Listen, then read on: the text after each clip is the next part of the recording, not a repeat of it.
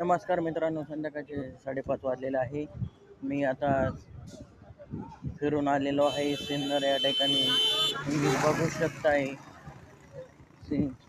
मी सिन्नरवरून रूमवरती चाललेलो आहे. माळेगाव MIDCचा रोड तुम्ही बघू शकताय की वातावरण ढगाळ झालेलं आहे. बघू शकताय समोरून गाड्या आलेल्या आहे. मी चाललेलो आहे पायी. तुम्ही बघू शकताय